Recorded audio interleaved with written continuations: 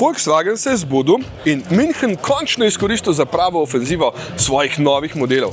Govorimo o skupini Volkswagen, jasno. Letos in lani bodo skupaj predstavljali več kot 60 novih modelov, da ohranijo svoj vodilni tržni delež v Evropi. 28% je. In za začetek so me povabili v svoje središče zraven salona, kamor grem pa zelo kmalu. In tukaj so povedali eno zelo pametno stvar. Očitno nova vodstva zelo pametno razmišlja ali pa so poslušali nas, zato bodo ohranili svoja stara imena svojih novih modelov, tudi če so električni. In zato se bo novi električni Polo imenoval ID Polo. Fajn. Tudi GTI bo očitno, pa tudi Cross, ampak tale mačkan kasneje. Še prej pa pripelje Cupra Raval na čist novi platformi, na isti platformi za mala električna vozila, na katerih bo tudi Škoda Epic. To bo njihov najmanjši električni avto, izgleda pa najbolje. Nič, zdaj grem pa na salon, tukaj vidim, da se bo žurka začela, tako da očitno moram jeti, ne?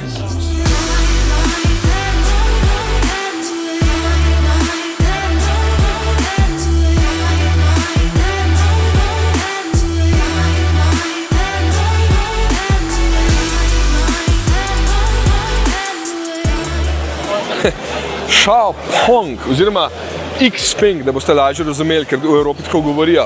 To je ena taka ful zanimiva kitajska znamka, ki tam razstavlja tiste te velike P-je. Meni najbolj zanimivo je pa P7 Plus, ker ima kar 530 kW polnjenje, pa ful prostorov v taki lepi kabini. Ampak najbolj bizarno od vsega je pa, da tukaj razstavljajo že njegovega naslednika. Se res dobro zgleda, pa verjetno se še mačkam hitreje poln. Kitajci so res nori. Imajo serijski avto, pozdravljam pa že kar novega. Odkar je Volvo kitajski, je tudi vse v znamenju elektrike. Tam je kar tak hud EX30 Cross Country. Tole je pa meni sploh všeč ES90, takšna luksuzna 5 metrov dolga, zelo udobna limuzina.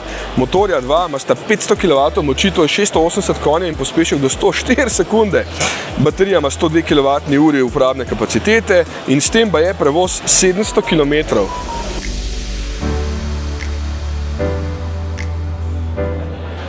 Samsung ima totalno hude zaslone, ki bodo ziher našel svoje pot v avto, recimo unga okrogoga, čeprav dobro, tiste je že omenil, potem take zložljive, pa čist tanke, potem take, ki se kar navijajo, pa se pol zložijo noter. Potem tukaj zraven kažejo, kako vzdržljivi so, ker pri minus 20 stopinjah testirajo zlaganje, že ne vem, več kot 30.000-krat so probali isto stvar, ampak najbolj je pa mene presenetil tale raztegljivi zaslon 3D, ki se lahko zloži tudi v ravno površino ali pa taka bula. Evo, ful hudo. In tako bojo pol zaslončki enkrat, ko bo imel lahko une ta prave gumbke, pa se bo pa lahko kar zložil, pa bo lepo raven. Res, tega pa še nisem videl. Evo, lej, zdaj se pa ravna. A vidiš?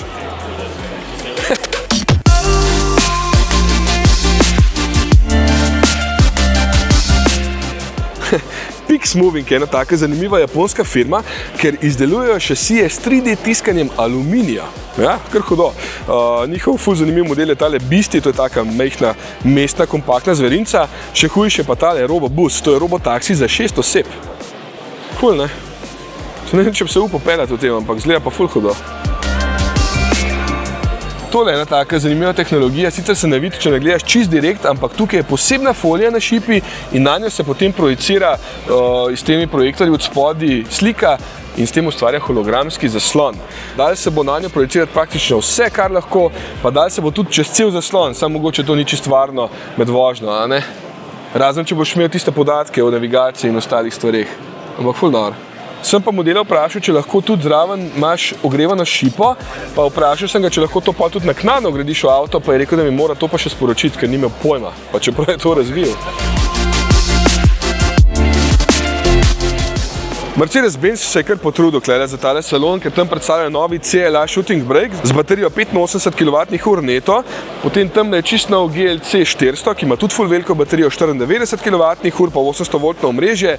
Najbolj me pa navdušil tale koncept AMG GT XX.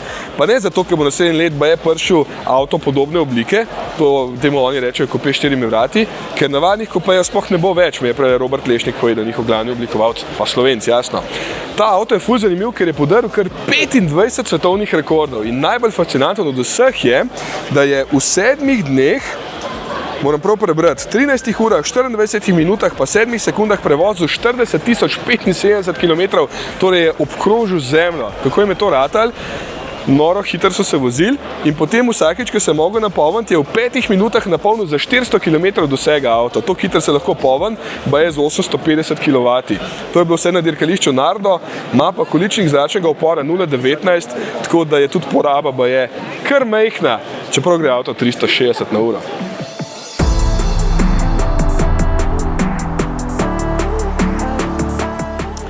Horse je ena taka zanimiva znamka, ki razvija motorje. Tale recimo je na vodik pa na notranje zgorevanje. No, glavni inženir tukaj mi je pa povedal, da imata samo Tesla pa BYD ta prav koncept, da delata profit z električnimi avtomobili, vsi ostali pa ne. Zato je daleč najboljša rešitev hibrid, paralelni, torej takšen, ki lahko poganja ali avto ali pa proizvaja elektriko. Takšen sistem imata recimo Honda pa Mitsubishi. Rekel je, da je to edina stvar, ki dela profit, vse ostalo pač ne.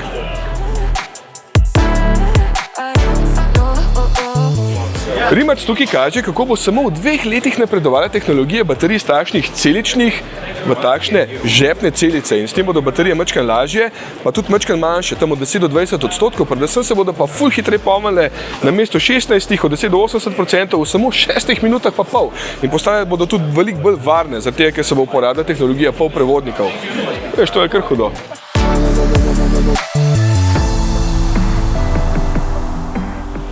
Na svetovni premieri BMW iX3 je bil že isto, ak boste videli v posebnem prispevku, se lepo vidi, kje so iskali navdiha, da v tistem ta starem BMW-ju.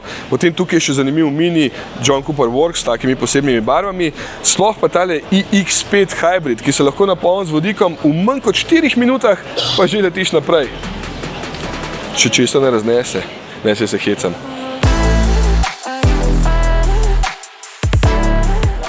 Changan je še ena kitajska znamka, ki je še ne poznamo, ker je ni pri nas, ampak ima ful zanimive modele. Tam je recimo Fancy Avatar 012, tukaj je pa model Deepel S05, očitno ful zanimiv, ker je skozi totalna guža zraven.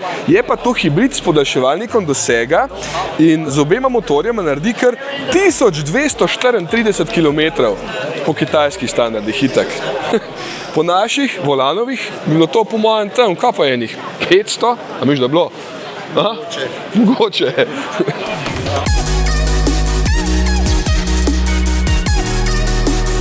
Ful je kitajski znak na tem salonu, res, kada je bil spet v Šanghaju. Tamle recimo je Forting, potem tamle čez je GAC Motors, pa Leap Motor kaže svoj novi B05, ki se tukaj sicer imenuje še Lafa 5. Še ena zanimiva znamka pa je Aito, tamle je model 5, tamle pa 9 in seveda vsi hočejo biti spet full premium. Hvalijo se z najbolj super duper natančno in z umetno inteligenco podprto proizvodno, kot vsi ostali, jasno.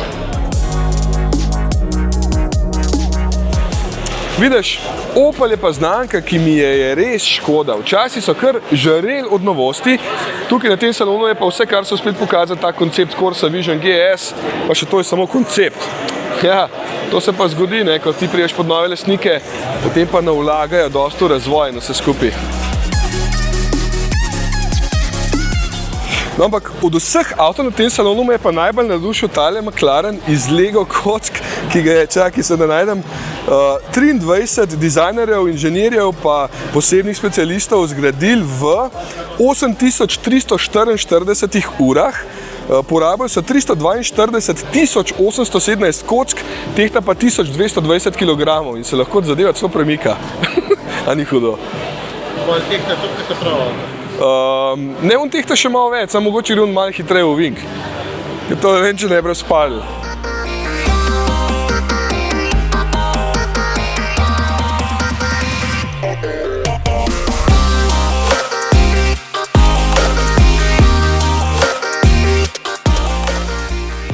No, jaz sem pa na čist drugem koncu Münchna, niti ne več na sejmišču, ampak če vprašate mene, je tole glavna zvezda tokratnega salona, vsaj kar se priljubljenosti tiče.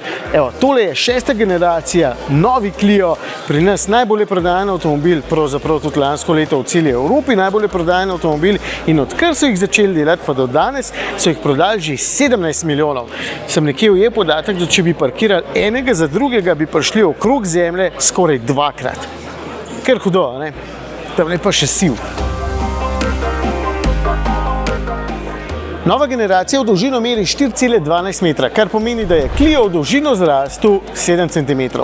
To seveda pomeni, da je znotraj več prostora, vsem pa ostajajo dimenzije dovolj skromne, da v mestu z njim ne bo nobenih težav, boste še vedno z lahkoto švigali naokrog. Je pa postal bolj drzen za pogled, v bistvu prav hud je tukaj le spredaj, pa znotraj ga lahko pokažem, je tudi kulski.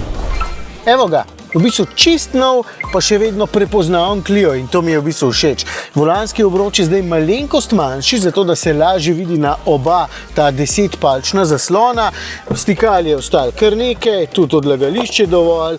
V bistvu lahko kar na hitro pohvalim tudi materiale, se mi zdi zelo lepo izdelan. Pa v bistvu še vedno ta vmesnik poganja Google, kar pomeni, da je zelo prijeten za uporabo, je bil že v aktualni generaciji. Najbrž čisto vse storitve pri nas v Sloveniji ne bodo na voljo, je pa to Renault kar dobro naštudiral. Evo, in prtljažnik ima zdaj do 391 litrov prostornine, odvisno od motorne različice, kar je približno 50 litrov manj, kot jih je imel Megane, oziroma več, kot jih ima Golf. Evo, sem se vrnil kar k rdečemu, ker mi res dobro izgleda. Veliko več podatkov bomo povedali potem, ko bo prva premiera, pa se bomo z avtom zapeljali. Zdaj pa lahko dodam samo še nekaj glede motorjev. Tudi te so malenkost prevetrili.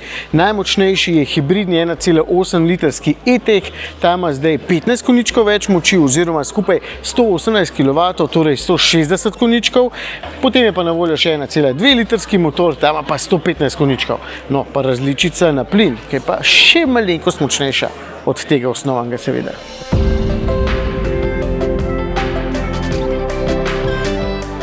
No, jaz sem šel pa stare avte gledati. Škoda letos praznuje 130 let in 120 let, odkar so začeli proizvajati avtomobile.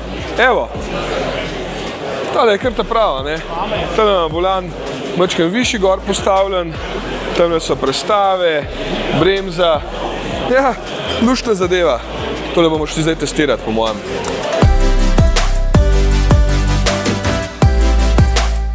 Ja, niso mi ga pustili voziti, so pa pokazali tale kar zanimiv koncept Vision O. To je nadaljevanje njihove nove oblike. Tole je koncept sicer enega tazga velikega karavana, lahko bi rekel kakšen Superb, ampak je še vedno koncept, tako da tudi ne vemo, kaj ga bo poganjali.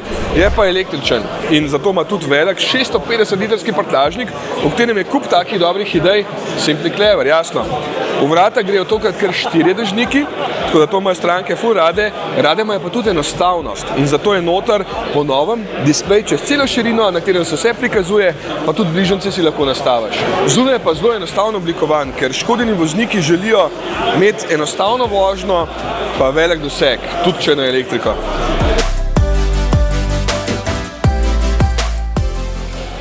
Evo, to je pa nova oblika Audija. Enostavnost pravi, da je njihovo vodilo. Čim manj nepotrebnih linij. Masko je povzel po avto Unionu Type C iz leta 1936, zato se tudi ta imenuje Concept C. Lahko mu zložiš streho in je potem neke vrste targa, sicer pa lep kupej z 2 sedežema in novim obrazom, pa seveda novim svetlobnim podpisom 4 lučkami, ki bo okrasil nove Audije v prihodnosti. Gužva pa je, a ne?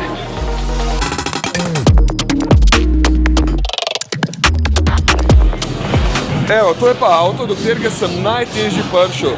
Cupra Tindaja se imenuje. To je največja Cupra do zdaj, 4,72 m je dolga. Tindaja pa se imenuje Mitska gora na kanarskem otoku Fuerteventura. Avto je totalno oblegan, ker je res huda oblika, pa ura je že ful pozna. Drugače ima ful zanimive rešitve, notranja konzola je ful huda, sedeži so zanimivi, pa je bo kar nekaj teh rešitev tudi pri serijskem avtu, ki pa ne vem kdaj bo. Cupra je sicer zelo uspešna znamka, ker je nova, v 7 letih so prodali že več kot 1 milijon avtomobilov in vsako leto jim gre boljš. Tako da evo, s tem zaključujem, po mojem, da je do za danes, ker je ura že 10. Zdaj pa sam še domov pridem.